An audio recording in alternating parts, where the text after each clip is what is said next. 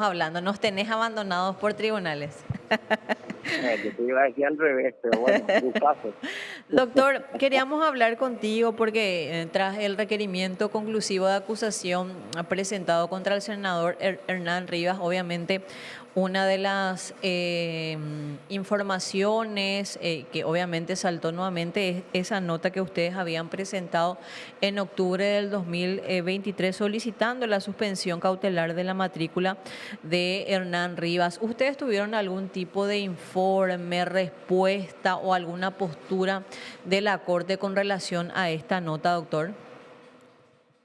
No, no, nosotros no tuvimos ni una respuesta formal de la Corte, tampoco esperábamos que la Corte responda absolutamente nada, pero sí teníamos entendido que era una obligación presentarla por un lado y eso a lo mejor motivaba por el otro que la Corte haga algo.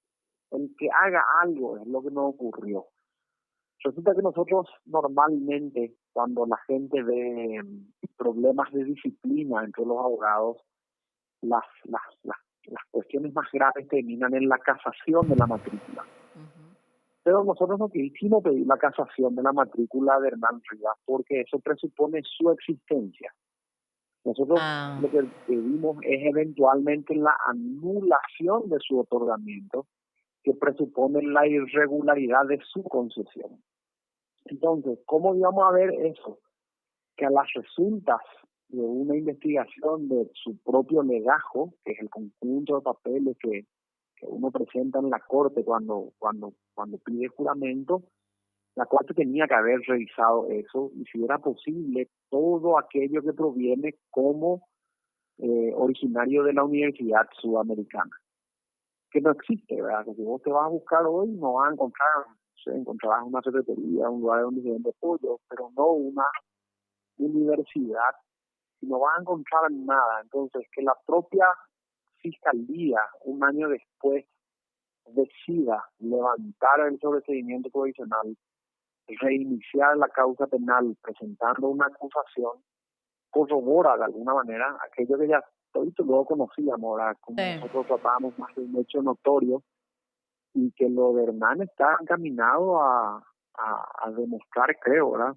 Que no es abogado, definitivamente no es abogado y que le hicieron el favor dándole un título que no tiene para una profesión que no puede ejercer, sobre un estudio que no hizo, sobre una carrera que no corrió, y una titulación que consiguió solamente como consecuencia de los nexos políticos de los favores que le dio alguien. Entonces, si la Corte debería hacer algo, en nuestra opinión, no es necesario que espere la cuestión penal, que es una cuestión propia de la responsabilidad personal de Hernán, sino que tiene que utilizar su deber y su prerrogativa de ámbito disciplinario administrativo. A eso nos referimos con el actuar de la Corte. O sea, mirar las carpetas, mirar los papeles, mirar lo que recibió, mirar lo que juró, mirar aquello que forma parte del conjunto de documentos sobre los que le tomaban el juramento. Y yo haría todo, porque en este caso yo creo que hay más de una persona, más de una institución que podrían empezar a aparecer en un esquema que trasciende lo de Hernán Rivas. O sea, es la punta de un ovillo a un esquema de fabricación de títulos falsos que nos afecta a todos, ¿verdad? Y la Corte tiene en este momento posibilidad de hacer uso de su prerrogativa disciplinaria e investigar los papeles que tiene o que recibió de todos esos supuestos egresados de esa universidad. Claro, Era un poquitito lo que esperábamos que ocurra. claro, principalmente que, o sea, como institución realmente les preocupe y ellos tomen la iniciativa a fin de verificar a cuántos abogados de esa universidad se otorgó la matrícula y verificar estos documentos y por qué no también de alguna manera pedir a través de la prerrogativa que tienen ellos también que se investiguen, porque si esto se dio con una persona, evidentemente puedan haber mucho más dentro del sistema de justicia que hoy de alguna manera también estén ofreciendo servicios que realmente nunca lo tuvieron como o no lo estudiaron como abogado, como estudiante, sino más bien estén de alguna manera también siendo víctimas de estas personas de este tipo de abogados. Sí, no, totalmente. te doy un ejemplo. Si vos te metes en la página web de la Corte Suprema de Justicia, que es pj.gov.bi, y si te metes en la lista de los abogados matriculados que están publicados en el portal web de la Corte, vas a encontrar un esquema de filtros. Si en el filtro de las universidades utilizas el filtro de las universidades sudamericanas, vas a encontrar todos los egresados. Cuando yo hice eso en el año pasado, en el año 23, cuando hice el primer estudio de este tema, habían salido un poco más de 350 o 400 egresados de la Universidad Sudamericana. Pero la lista de las personas que prestaron juramento ante la Corte para ejercer la abogacía, que tienen títulos de esa universidad, ya habían 77 personas que prestaron juramento en el 2013, pese a que esa universidad se crea por ley en el 2009. Quiere decir que tenían juramento listo en 4 años, cuando esta es una carrera que normalmente se cursa sino en 5 o en 6. Entonces, Hernán Rivas es una muestra de muchísimas posibilidades de personas que tienen títulos falsos. Y si Hernán es la muestra, que es un indicio que nos indica que hay otros casos similares al suyo, el fiscal tiene la posibilidad y la Corte de ayudar en eso Sí. a generar una suerte de mano pulite, ¿verdad? Como ocurrió en Italia, es decir, un desempolvamiento, un esquema mafioso de fabricación de títulos que lo único que corrobora es que las universidades se crearon para recaudar dinero en desmedro de quienes sí hacen el esfuerzo genuino de hacer una carrera como corresponde, 5 o 6 años estudiando y pasando exámenes. Entonces, creo que eso está acá al alcance de los fiscales en el tema de Hernán, como una punta de un ovillo, verla a abrir y a desempolvar un esquema de titulación que tiene que tener detrás rectores, decanos, profesores, funcionarios, compañeros y otras instituciones en todos los rangos, en todos los cargos, a través de la cadena casuística de personas que ingresaron desde el día 1. Entonces los fiscales tienen que por lo menos hacer esas preguntas, y esas personas que firmaron esos títulos tienen que estar sentados en fiscalía respondiendo esas preguntas. Por eso para mí es tan irrelevante el caso, porque podría extenderse no solamente a una universidad, sino a un esquema de fabricación de títulos que no se acaba inclusive en la abogacía, sino que podría extenderse a cualquier otro lugar. Y eso es algo que nos interesa a todos, ¿verdad? Un abogado como Hernán Rivas, que no estudió nada y que le regalaron los cartones, es un tipo que pierde tu libertad, que pierde tu casa, que no cobra tu crédito, que deja un ocupante precario dentro. Imagínate eso en un médico, en un arquitecto o en un ingeniero.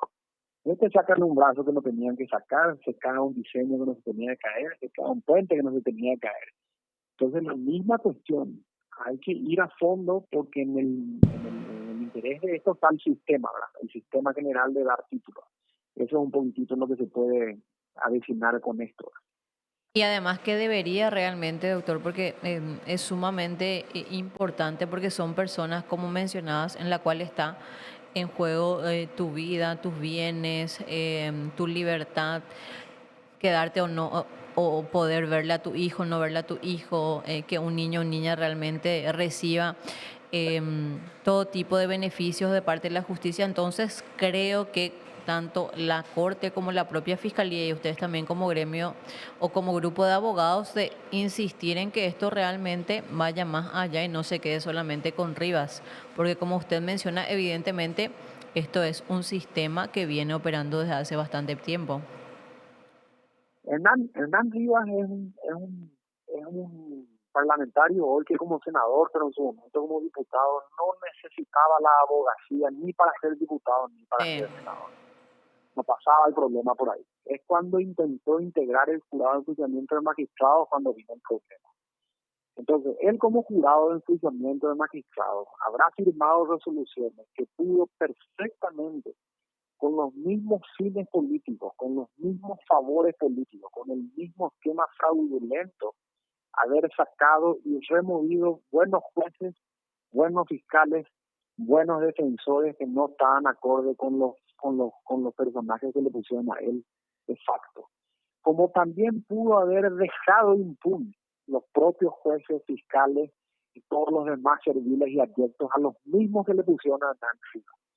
Entonces, que esto se pruebe, y que su título no exista, le ha puesto a él en un cargo de un jurado de enjuiciamiento que no podía ocupar y habrá firmado resoluciones que no podía firmar, lo que en mi opinión debería generar una cadena de nulidades en cascada, destrozando todos los procesos del pasado como si fuera que no hubiesen existido. Esto es algo que la Asociación de Jueces tiene que decir. Esto es algo que la Asociación de Fiscales tiene que decir. Esto es algo que la Asociación de Defensores tiene que decir. Porque muchos de sus pares pudieron haber sido injustamente removidos y muchos de pares podían haber sido justamente mantenidos pese a que eran delincuentes. Entonces, honestamente te digo, es uno de esos casos que puede generar la apertura a una investigación mayor, algo similar a lo que está ocurriendo con las mafias de los pagarés, pero desde el punto de vista de la purga al interior de un sistema que está vendiendo información y por ende generando información falsa para que la gente haga lo que no puede hacer. Y eso yo creo que está a disposición de los fiscales actuales y mucho de esto podría hacer la Corte con su actividad administrativa y disciplinaria porque tiene el control de la matrícula, el control de nuestra ética y no te olvides que los abogados juramos ante la Corte cumpliendo un requisito fundamental que es la notoria honorabilidad. No hay ni una posibilidad de defender la honorabilidad de Hernán Rivas, ni en términos prácticos ni en términos notorios. Lo único notorio acá es que ese señor no es abogado. Entonces tiene que salir cuanto antes. Doctor, ¿crees vos que al menos las decisiones que en su momento se tomaron en su presidencia o él como miembro del jurado de alguna manera deben ser analizadas, revisadas o no sé, como decía usted, algún fiscal o juez que se vio agraviado por una postura del mismo, por, de alguna manera también podría pedir que se revea, que se revise o eso ya va a ser pedir demasiado también a fin de tener algún tipo de determinación dentro del jurado? Yo anularía todito, porque en materia de nulidades, la nulidad es una figura civil por excelencia, no es una figura procesal nomás. Las nulidades procesales que están encaminadas a proteger las formas de las discusiones en los juicios y en los procesos son todas relativas porque pueden ser subsanadas durante la discusión. Pero en términos civiles, las nulidades civiles, conjuntamente con las formas y las solemnidades del Código Civil, no son subsanables. Entonces, no pudo haberse designado, expulsado, sancionado, apercibido o sobreseído un fiscal, un juez o un miembro de la Defensoría o cualquier otro operador de justicia con un miembro del jurado de enjuiciamiento que no podía ser miembro de ese jurado por una incompatibilidad de rango constitucional, constitucional estamos hablando, no solamente a nivel legal. Entonces, no hay que tener miedo a revisar todo lo que ocurrió en el pasado. Hay que agarrar una botella llena de queroseno, incendiar todo lo que hizo este tipo en el pasado, en el caso de que se haya probado su falsedad en los títulos, y hay que rehacer todas las causas en las que él firmó, porque simplemente no podía. O sea, es una nulidad insanable, no es relativa, absoluta. Y por ende ese acto no puede generar efectos de ningún tipo porque incumplió formas y solemnidades prescritas desde la Constitución para abajo. Yo haría todo, sin duda alguna. O sea que esas decisiones, esos fallos, evidentemente deben ser anulados o por lo menos revisados por parte de los actuales miembros en base a todo esto que menciona la Fiscalía, doctor. Sí, claro, y yo si fuera juez removido, o fiscal removido, o defensor removido, o cosas por el estilo, haría lo propio. O sea, me interesaría más que nunca que las razones de mi remoción o las razones de mi apercibimiento o de mi sanción o de lo que fuere sean revisadas porque fueron tomadas por una persona que no podía tomar la decisión. O sea que eso es un tema que tiene que desempolvarse. Sí o sí por supuesto, ese tipo de decisiones van a depender del resultado de lo penal, que es una cuestión que creo yo va a pasar más por su prejudicialidad. O sea, primero se juzga lo penal y si es falso el título, se juzgará lo demás. Pero en términos de la Corte, que es donde hablábamos más temprano, no tiene que haber tal prejudicialidad porque la cuestión es administrativa.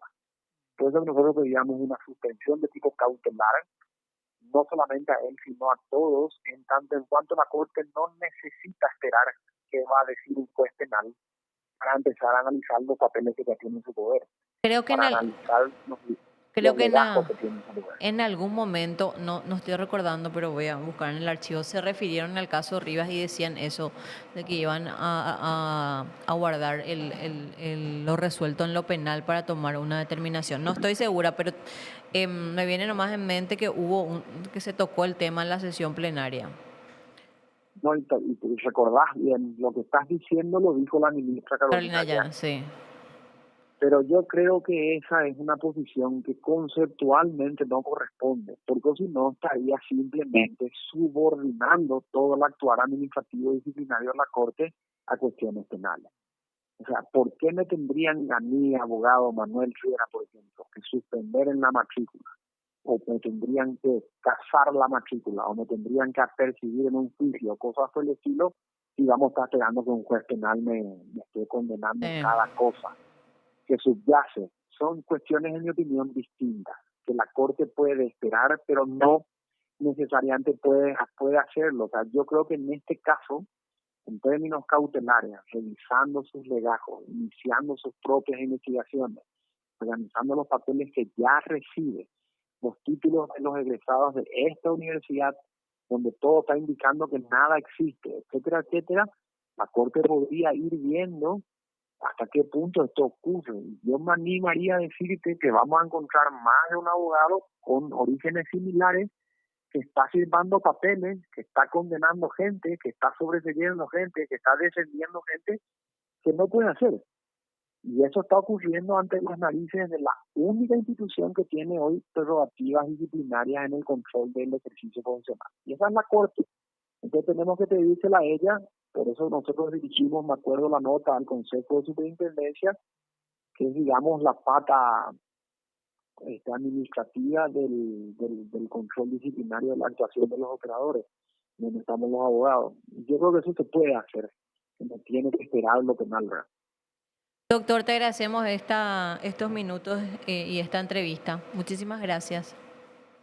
No, a vos, pues, las gracias por el espacio de siempre. Un saludo grande. Igualmente. El doctor Manuel Riera, él es abogado y en su momento también presidía el Colegio de Abogados del Paraguay.